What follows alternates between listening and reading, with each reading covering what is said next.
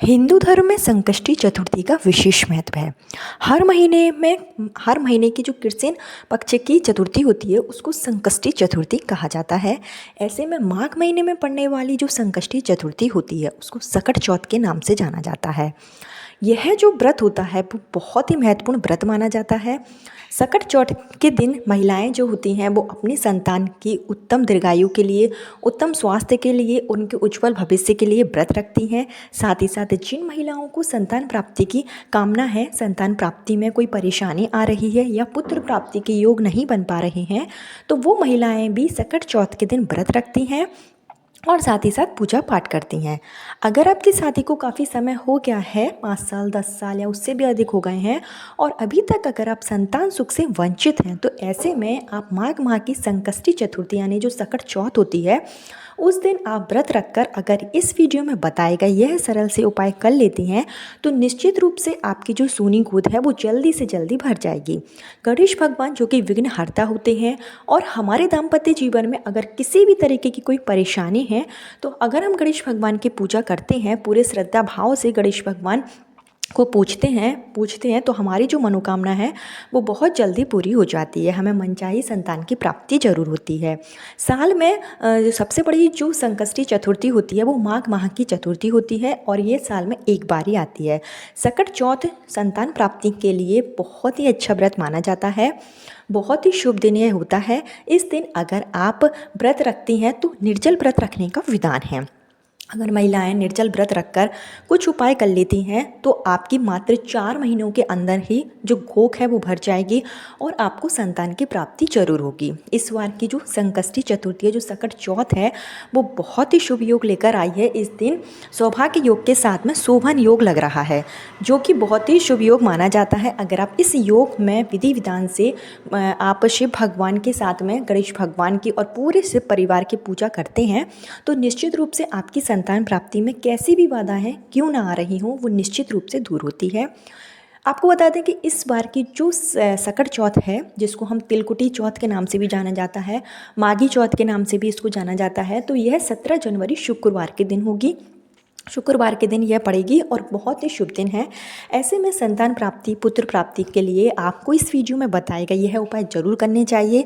अगर आप व्रत रख सकती हैं तो व्रत आप जरूर रखें। निर्जल व्रत अगर आप कर पाएँ तो और भी अच्छी बात है। अगर आप निर्जल नहीं रख सकती हैं तो आप फलाहार के साथ में भी व्रत रख सकती हैं।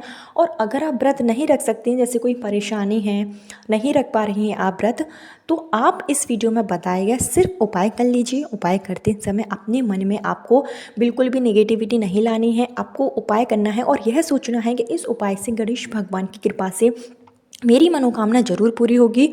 तो इस कामना के साथ में आप उपाय करें। आपकी जो पुत्र प्राप्ति की कामना है, संतान प्राप्ति की कामना है, वो जल्दी से जल्दी पूरी हो जाएगी। हेलो दोस्तों, मेरा नाम है श्वेता तिवारी और आपका मेरे चैनल धर्म ज्ञान इंडिया में स्वागत है। अगर आपको वीडियो पसंद आए तो लाइक ज़रूर करें, साथ ही साथ इस वीडियो को शेयर ज़रूर कर दें, जिससे कि और भी जो महिलाएं हैं जिनको संतान प्राप्ति में बाधाएं आ रही हैं तो उनकी जो बाधाएं हैं दूर होगी, क्योंकि यह दिन बहुत ही शुभ दिन माना गया है। साथ ही साथ कमेंट बॉक्स में गणेश भगवान का कोई सा भी प्यारा सा नाम जरूर लिखें, जिससे कि सकट चौथ पर गणेश भगवान की कृपा से आपकी मनोकामना बहुत जल्दी पूरी हो जाए।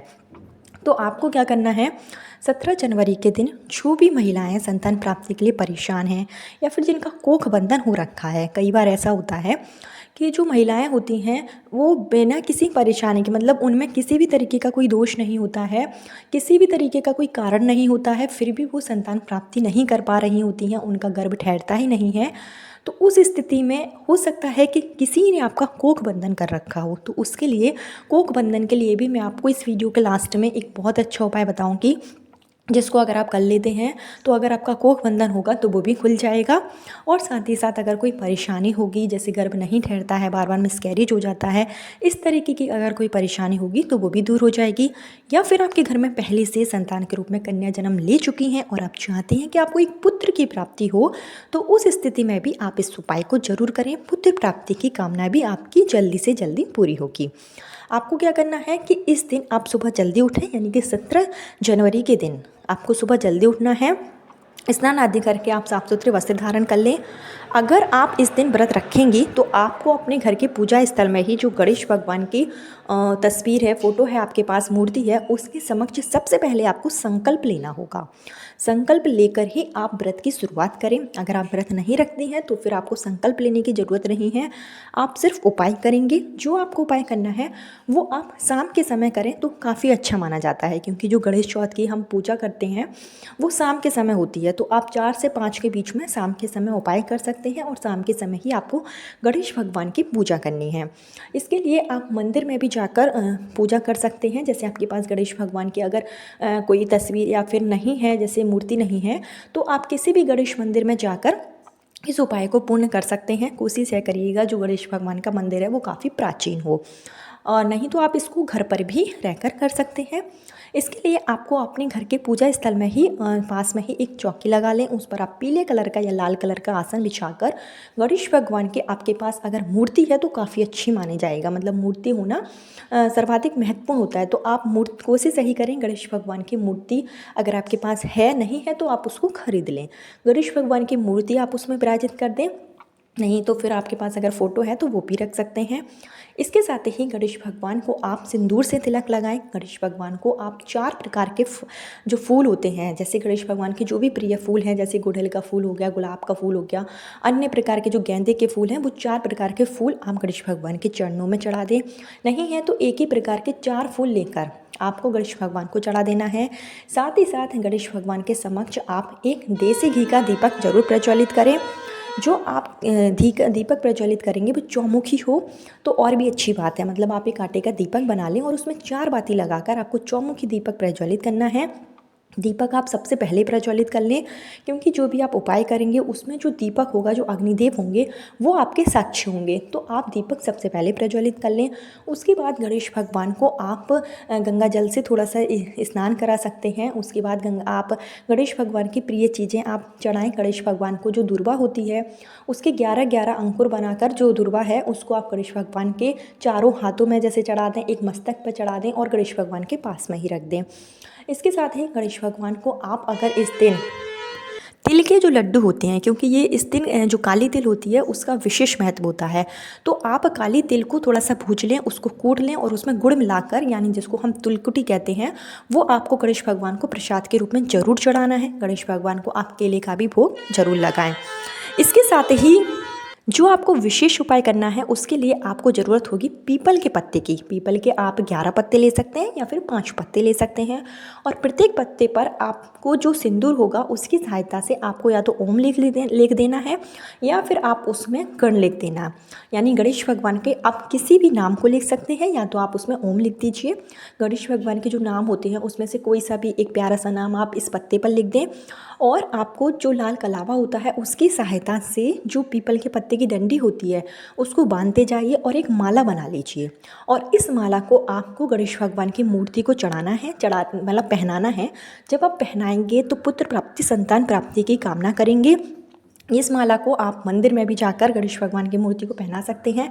घर पर अगर आप उपाय कर रहे हैं तो घर पर जो गणेश जी की मूर्ति है उनको आप यह माला जो है पहना दें, और इसके बाद ही गणेश भगवान के किसी भी मंत्र का, यानी ओम पार्वती प्रिय नंदनाय नमः या ओम गणगणपताय नमः, इस मंत्र का आप कम से कम जैसे कि 11 बार जाप जरूर कर लें।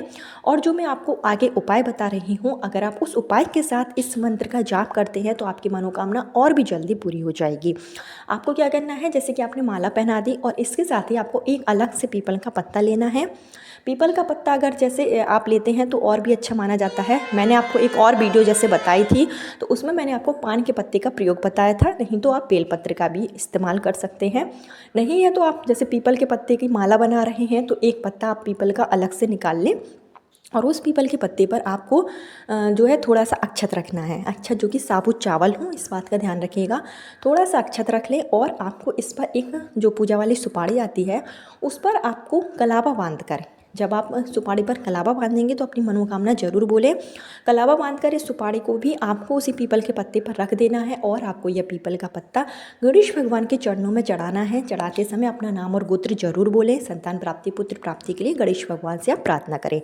इसके साथ ही गणेश भगवान की तो पूजा आपको करनी ही है, और भी जो शिव परिवार होता है पूरा आपके घर में, जो शिव पार्वती की फ़ोटो है, तस्वीर है, उसके समक्ष भी आप प्रसाद जरूर लगाएं। दीपक की आरती, जब आप आरती करें गणेश भगवान की तो साथ ही साथ शिव परिवार की भी आरती करें। मंदिर में कर रहे हैं तो पूरा शिव परिवार ही होगा, तो वहाँ पर आपको शिव भगवान से पूरे शिव परिवार को आपको जो है फूल चढ़ाने हैं, विधि विधान से पूजा अर्चना करनी है।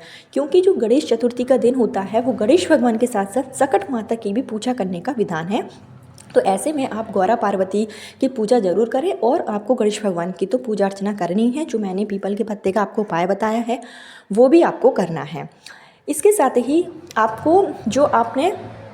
आपको थोड़ा सा चावल जो है अलग से ले लेना है। या तो आप पहले ही 108 चावल के दाने हैं गिनकर रख लें, या फिर आप अपनी मुट्ठी में चावल रख लें और 108 बार आपको इन चावलों को एक एक करके, जो आपने पीपल के पत्ते पर सुपारी रखकर गणेश भगवान को चढ़ाई है, उसी पीपल के पत्ते पर आपको एक एक चावल जो है चढ़ाते जाना है। और हर एक चावल चढ़ाते समय आपको गणेश भगवान के किसी मंत्र का जाप करना है। जैसे आप ओम गणगणपताय नमः इस मंत्र का जाप करते जाएं और एक एक चावल आपको पीपल के पत्ते पर चढ़ाना है। इस तरीके से 108 आपको पीपल के पत्ते पर चावल जो है चढ़ाते जाना है और आपको अपना मंत्र जाप करना है। इस तरीके से आप इस उपाय को करेंगे। और अगले दिन जो आपने चावल आपने मंत्रों का जाप करते हुए पीपल के पत्ते पर चढ़ाए हैं, वो आपको सारे ही चावल उठाकर शिवलिंग पर जो है अर्पित कर देना है। आप अगले दिन कर पाएँ तो और भी अच्छी बात है, नहीं तो आप सोमवार के दिन जाकर यह जो 108 चावल के दाने हैं वो आपको शिवलिंग पर भी जो है चढ़ा देना है।